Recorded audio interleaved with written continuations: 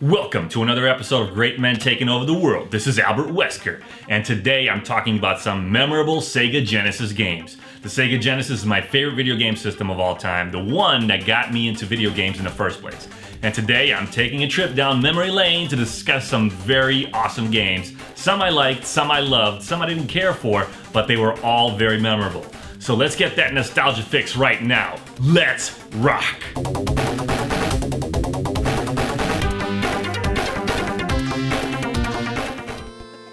First off, I want to mention these Disney classics. Castle of Illusion and World of Illusion. These are terrific games that I played back in the day, and I played them since. But I never loved them. I mean, they're fantastic in every way, and I totally respect it, but I simply didn't love the games. They were terrific. Same goes for The Lion King. Now, The Lion King is my favorite Disney film of all time. It's an amazing animated masterpiece. And yet, this game disappointed me. Now, I played it back in the day, and I gotta tell you, everything about it on the surface was perfect. And yet, the gameplay irritated me on many levels, like all the endless pitfalls, the cheap hits, the enemies, all this. Like, come on, guys, what is this?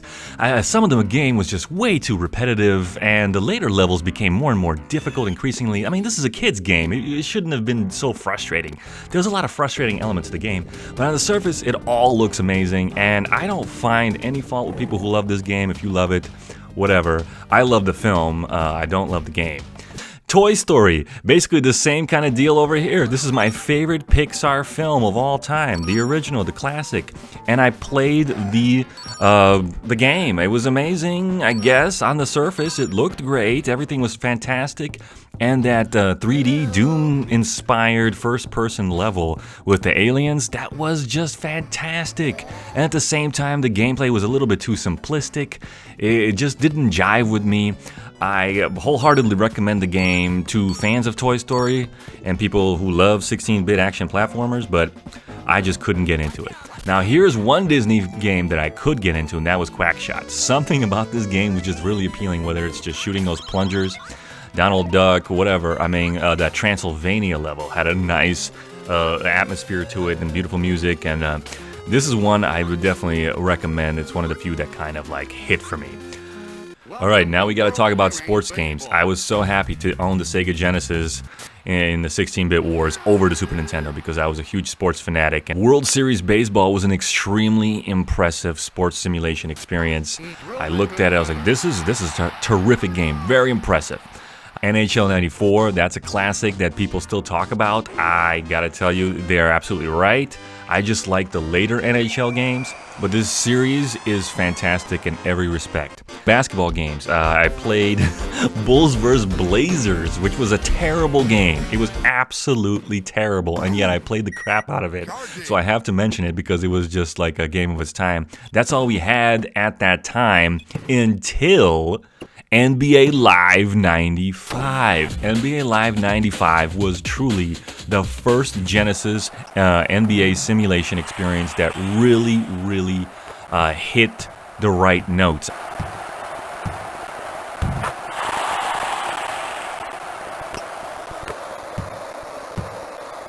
NBA Jam and NBA Jam Tournament Edition, those have to be absolutely mentioned because these games were such big deals at the time. They were arcade classics. Once we got them for the home consoles on the Genesis and the Super Nintendo, people were just playing this shit every day. I gotta talk about racing games. Now, Lotus 2 was quite an interesting game. I think the gameplay is not that great. The look isn't that great. But man, the soundtrack was really memorable, so I really love those beats in that game, and I would recommend it for that reason, just that reason alone.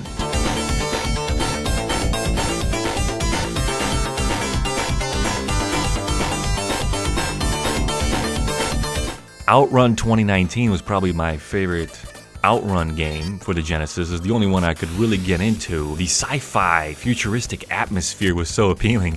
I guess 2019 felt like really far away at that time. And now we're already in 2022 and we don't have these psycho turbo cars. It was a good game. Not a great one, but I had to mention it. Virtua Racing.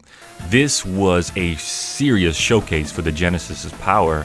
They had the SVP chip in it, and this was $100 cartridge at the time. We were like little kids. We looked at this like, whoa, this is insane, a $100 game. We had to rent it. We rented it, we played it. We were very impressed.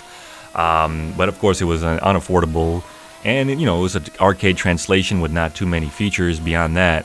I wholeheartedly recommend the Sega 32X version, Virtua Racing Deluxe. But the Genesis game was first, and I have to say I was extremely impressed back in the day. Shooters. I am not a big fan of shoot-em-ups or shmups. I just want to talk about Lightning Force, Thunder Force 4. Not only looks incredible, it has an amazing soundtrack, and the gameplay is actually very fluid and really inviting. I thought it was pretty amazing, and it's probably my favorite shooter for the Genesis. Batman Returns. I have to mention this one because we bought this back in the day for $20. We were fans of the film, and we wanted to get a Batman game. And first thing I noticed is, why is Batman purple? Why does this game look horrible? Why does it control horrible? It was a terrible game. We punished ourselves with this game because we were crazy enough to play anything we can get our hands on at the time. But I just had to mention it because we actually put a lot of gameplay time into this game that was no good. I do not recommend the game. I think it's terrible. But it is good for a laugh. Absolutely terrific for a laugh. Road Rash 2 and Road Rash 3. Now, these games are obviously, the gameplay is fantastic, just like the original Road Rash, but I simply didn't like them as much as the original. But really, the music takes a real hit in quality compared to the first Road Rash, which was just had the right beats. And also, like, I just wasn't that much of a fan of it. I just couldn't get into it like I did the first one. Road Rash 3 has one huge problem, and that is these horrible digitized graphics. They look like vomit thrown against the wall, and it's just revolting to look at. It wasn't great back then, and now it's just utterly revolting. And the gameplay is obviously amazing, and I still highly recommend the game if you're into Road Rash, because you gotta have the whole trilogy, but it is an ugly game, dude. It's ugly to look at. I gotta mention Strider. This was an arcade classic. This was a huge hype mode back in the day. EGM magazine, Electronic Gaming Monthly, gave it the Game of the Year in 1990, so this was a big deal. I never really got into it. I mean, I played a little bit of it. I liked it. It looks really appealing and interesting, but am I gonna be just over the moon for this one? No, but I wanted to mention it just in case somebody said, "Oh, you're missing out on Strider." No, I'm not. Yeah, I totally respect your love for it. I'm just not that into it. I gotta talk about X-Men 2 Clone Wars. Now, I was a huge X-Men fan back in the 90s. I was collecting the comic books, I was watching the animated series on Fox, I was, into the toys, the action figures. Of course, I wanted the perfect X-Men video game from Sega. And their first X-Men game, kind of lame, dude. You couldn't even use your powers without, wasting your life or something. It was dumb. And then X-Men 2 Clone Wars came out, and I was like, this is perfect. You have an amazing selection of X-Men characters. You can always use your superpowers whenever you want. You're not wasting your life. Right there, Cyclops is shooting his beams, and Gambit's throwing his cards, and Wolverine is doing his claws. I mean, the first game, you could barely use your claws. I mean, it was ridiculous. This game was amazing, and yet, the gameplay was repetitive. Some of the level design was off. It got ridiculously difficult in the later levels. So, a game that had masterpiece potential, a game that could have been great, was just good. I would still recommend it for people who like the 16-bit platform era and who love the X-Men series.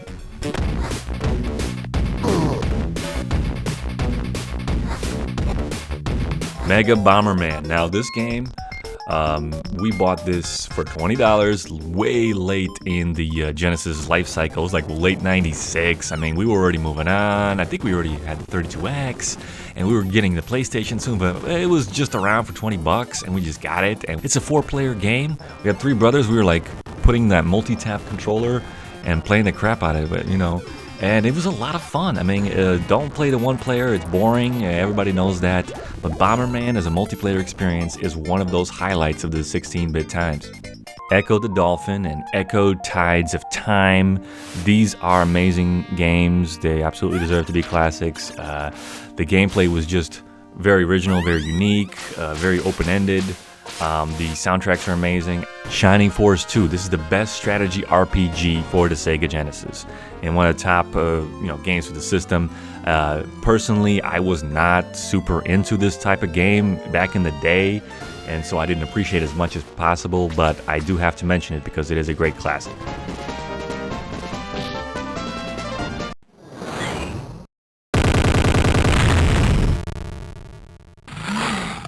RoboCop versus Terminator. Now, I'm a huge RoboCop fan, and the original RoboCop movie is one of my favorite films of all time. This game was exactly what the doctor ordered back then. We had to have it. I mean, this was a hard R rating game, right? They called it MA-17 back in the day, before they had the, M for mature rating system out. And man, this game was just amazing. All the violence, the hardcore violence, the insanity of it. The gameplay is really quite good. I mean, it's repetitive, it's redundant a little bit, but like every 16-bit action platformer is. But I'm telling you, because of the sci-fi element, because of the more adult content of the game, it was incredibly appealing to a kid. If you like these two classic, sci-fi franchises, this game is definitely a must-play. Beyond Oasis. Now, this was an incredible looking game. It was kind of like another Zelda, but for Sega. And it came in 1995, came out. I was like enthralled with it. I was like, man, this is really, really good. Now, is the gameplay as good as some other great RPGs? Maybe not. But just the look of it and the feel of it was very appealing. And so it was definitely a big game back in the day and deserves an honorable mention.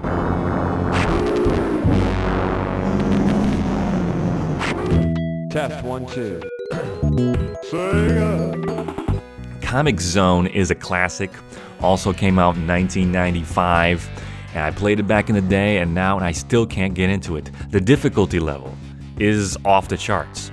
And it's just like, what? It feels like the game is trying to kick you out of it, like it doesn't want you to play it. I was like, dude, just chill out. I mean, this game is so visually appealing and enthralling, you want to be captivated in, and something about the gameplay just doesn't jive with me. So I always respected the game, but I never loved it. Your kung fu is good.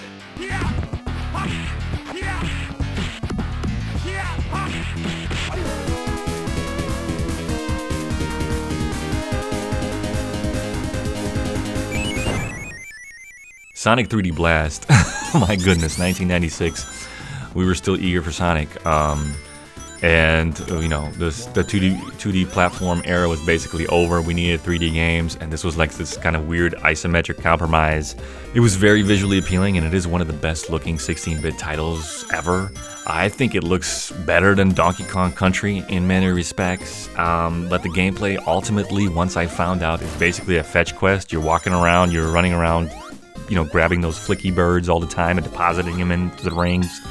And it just was not appealing. I remember I got to the last boss. I was fighting the last boss. I was like, dude, I'm not going to play this game again. And I have, over the years, dabbled with it, but it's just like, there's something deeply unappealing about this gameplay, even though on the surface it looks like an amazing game.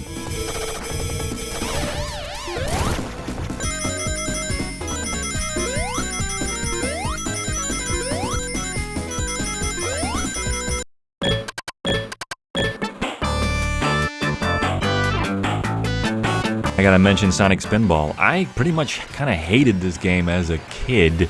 I've only appreciated more in the decades since because it was one of the better home, video pinball games out there. Actually, if you look at it, at all the runner-ups, I mean, there's a lot of terrible games in this genre. Sonic Spinball is actually pretty decent. It's really hard and annoying, but you can turn up the speed in the options. Please turn up that speed, then it starts to flow really well, and the slowdown doesn't really affect you. It's an interesting game that, for some reason, it has grown on me. Ghostbusters. Now, this is a great game off a license. Every movie had, a licensed game back in the day. It was ridiculous. but this was actually a good one. We really liked playing it. One of those early Genesis cult classics, really. It's a little bit off the beaten path. I mean, everybody knows Ghostbusters, but not everybody knew the game at the time. And we just had a blast.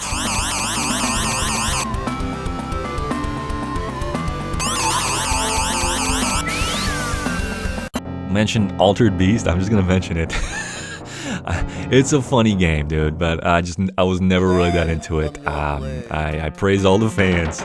You know, I tip my hat to all the fans who love this thing. I don't. Welcome to your doom. The Golden Axe series, this was a big deal back in the day. I could never really get into it because I love Streets of Rage too much. But they are, impressive 2D side-scrolling beat-em-ups for their time.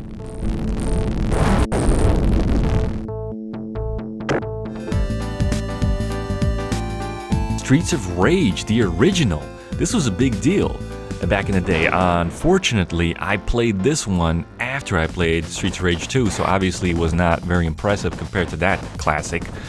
But I do have to mention Streets of Rage because it's still a great game. The soundtrack is phenomenal.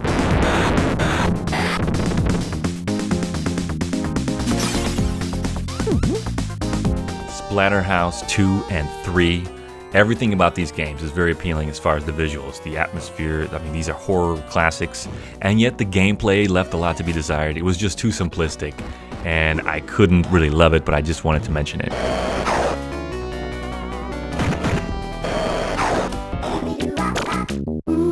Earthworm Jim 2. Now, this was a terrific game in every respect. I would say it's a great continuation of the series, and yet it did not have the originality, the uniqueness of the first one. And how could it? I mean, it was just more of the same, right?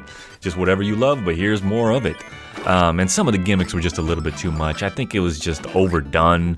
I can't fault the game because the gameplay is still as terrific as ever, but the first one was just really unique and really powerful, and the second one was kind of like whatever.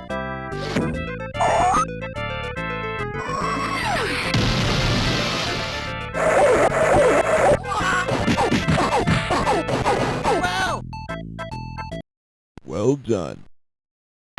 The same thing goes for Vector Man 2. I played this back in '96 and ever since, and I could never fall in love with it. Something about the aesthetic of the second one compared to the first, because I love the first game.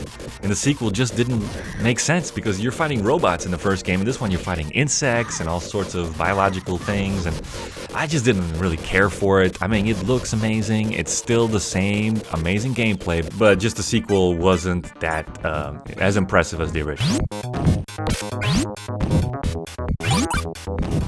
The Punisher, a lot of people give this game shit because it's not as good as the arcade version. Wow, how could it be, right? This is one that was quite appealing visually, and as far as the characters and all that, and the comic book roots, the IP was very appealing.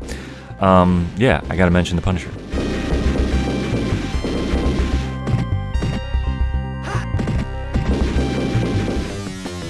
I'm not gonna mention Maximum Carnage because it's garbage. I guess I just did.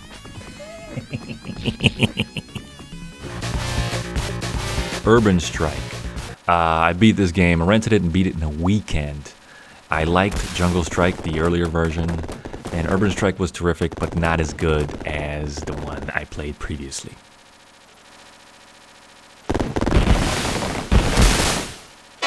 Completed. Alien Soldier, the boss rush game from Treasure.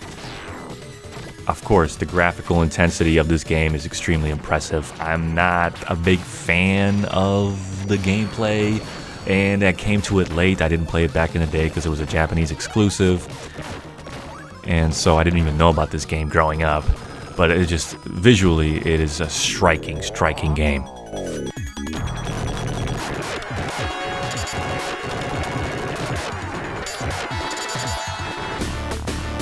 Alright, here's some fighting games I gotta talk about. Weaponlord came along pretty later on in the Genesis life cycle, but this is Namco's first weapon-based fighter before they did Soul Edge Soul Blade, which led to Soul Calibur.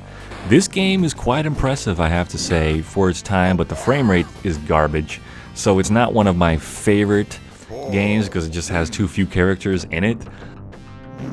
yeah, I would say that it's definitely something, if you're a fan of the 16-bit fighting genre, this is one of the games you should have.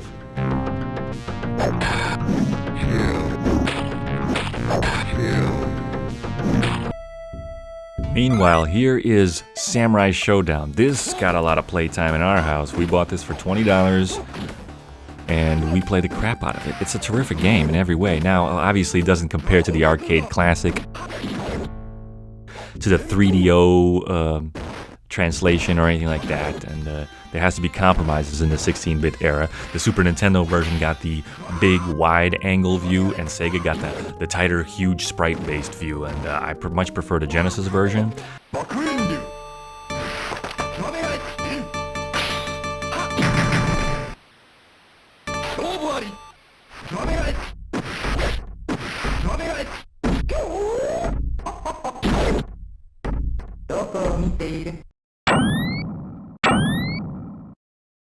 Rocket Knight Adventures. This was a Konami classic, an absolutely great game, Genesis exclusive. It's way better than Sparkster. I never got into the sequel, Sparkster. But this game, it was extremely appealing visually as far as music, soundtrack. Konami really went all out. It's a classic. Highly recommend it. It just missed the list.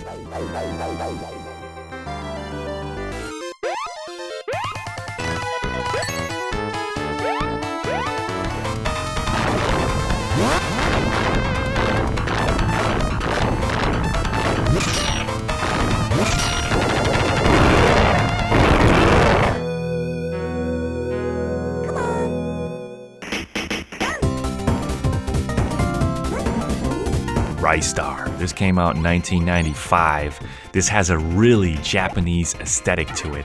The look of the game is absolutely glorious and fantastic and colorful and beautiful and stupendous, and it's just so appealing, and the music and the gameplay is really good too. It's very tight.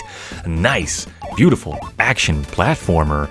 Just missed the list.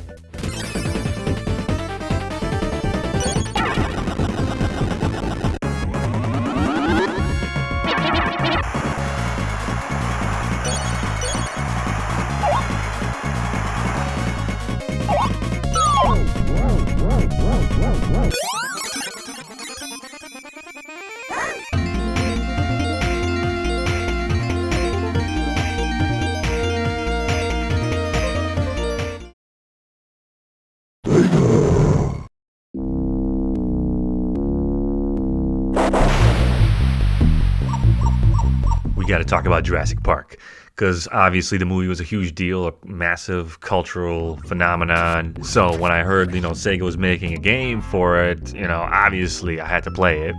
And it was very interesting. The animations are terrific and the graphics are definitely high quality, but I would say that the gameplay was pretty redundant and repetitive. It just seemed a little bit generic. It just didn't grab my attention. Some of it was really hilarious. The music in that opening level, that shit was ridiculous. I love that opening cinematic sequence with the T-Rex grabbing the Jeep. It's a little bit extra superpowers that the T-Rex did not have in the movie. You can just grab an entire Jeep into his jaw. So the game was pretty funny, and I know Rampage Edition came out later, and that is supposedly the better game. I only dabbled with that one. Neither game truly appealed to me. I know it has its fans, and obviously the game sold very well and was very popular back in the day. I just wasn't a huge fan of it, but I had to mention it because it was a big deal game at the time.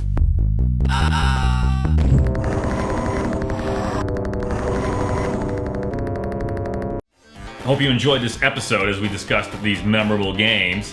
Make sure to like, comment, and subscribe to the channel. Great men are slowly taking over the video game universe. Stay tuned for the next episode because I got something special for you. I got my top 25 favorite Sega Genesis games, and all of those were not even featured in this video you just saw. It's gonna be a totally brand new list. Make sure to stay tuned for that one, and until next time, stay alert.